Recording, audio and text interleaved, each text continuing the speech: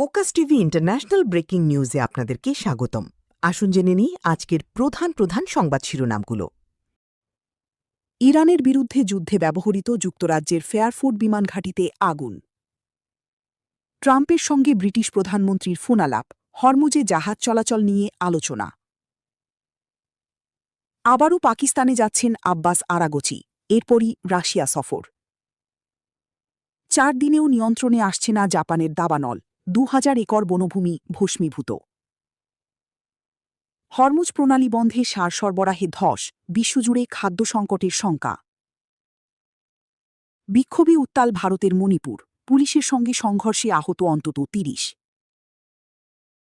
এক দশকে একাধিক হামলার মুখে ট্রাম্প, ফের আলোচনায় নিরাপত্তা ঝুঁকি। মাদুরোর মামলা চালাতে পারবে ভেনেজুয়েলা সরকার, যুক্তরাষ্ট্রের অনুমতি। আবার আক্রাসন হলে প্রত্যাশার চেয়ে ভয়াবহ পাল্টা হামলার হুঁশিয়ারি ইরানের। ওয়াশিংটনে ডিনার চলাকালে গুলি, নিরাপদে সরতে গিয়ে হোঁচট খেলেন ট্রাম্প। এই ছিল আজকের প্রধান আন্তর্জাতিক সংবাদ শিরোনাম।